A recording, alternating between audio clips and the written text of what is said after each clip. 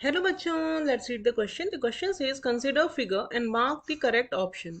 Here in the figure, plot between energy and reaction coordinate is given. Here this is the reactant, this is the products, and this is the energy profile diagram. Here E1 is given the energy difference between product and activated complex, and E2 is given the energy difference between reactants and products. So here option A is activation energy of forward reaction is E1 plus E2 and product is less stable than reactant. Option B is activation energy of forward reaction is E1 plus E2 and product is more stable than reactant. Option C is activation energy of both forward and backward reaction is E1 plus E2 and reactant is more stable than product. And option D is activation energy of backward reaction is E1 and product is more stable than reactant. First of all, we will check the key concept of the question. The key concept of this question is that what is activation energy? Activation energy is the energy which is required by the reactant molecule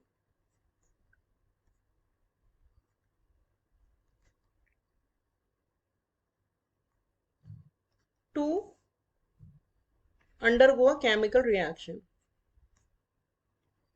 That means this is the minimum amount of energy which a reactant molecule must possess so that it can undergo a chemical reaction.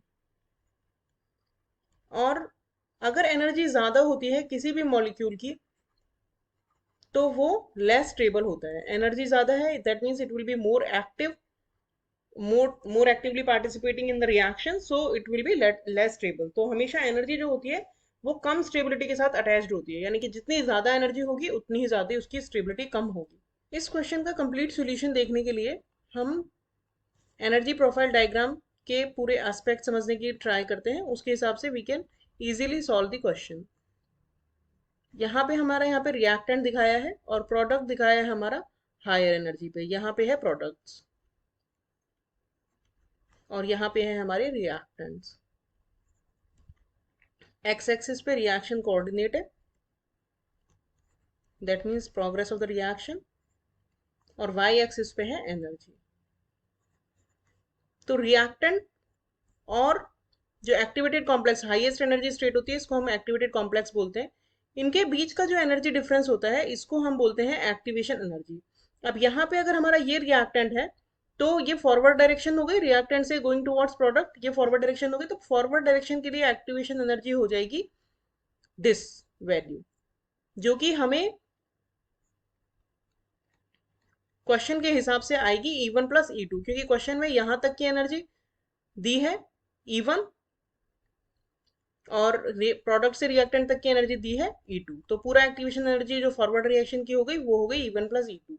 और backward reaction की activation energy क्या होगी? Backward reaction के लिए जो ये products हैं for the backward reaction ये हो जाएंगे रिएक्टेंट. तो ये रिएक्टेंट की तरह बिहेव करेंगे तो रिएक्शन जाएगी यहां से लेके एक्टिवेटेड कॉम्प्लेक्स तक. तो ये जो एनर्जी डिफरेंस है this will be the activation energy of backward reaction. ये वाला था हमारा फॉरवर्ड रिएक्शन का. तो ये हो जाएगा equal to E1 according to question.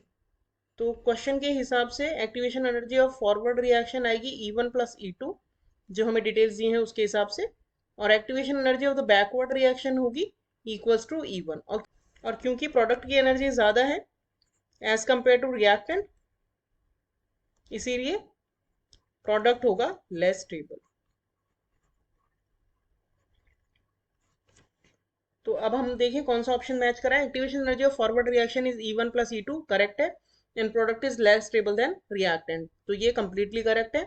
इस वाले केस में ऑप्शन बी में हमें एक्टिवेशन एनर्जी तो सही दी है लेकिन बोला है प्रोडक्ट इज मोर स्टेबल, तो ये रॉन्ग हो गया. Activation energy of both forward and backward reaction is E1 plus E2, ये गलत हो गया क्योंकि बैकवर्ड रिएक्शन की E1 है. ऑप्शन डी इसलिए गलत हो गया, इसमें बैकवर्ड की E1 तो दी है एक्टिवेशन एनर्जी लेकिन इसमें बोला है प्रोडक्ट इज मोर स्टेबल, तो ये भी रॉन्ग हो गया. तो हमारा करेक्ट ऑप्शन हो गया ऑप्शन ए.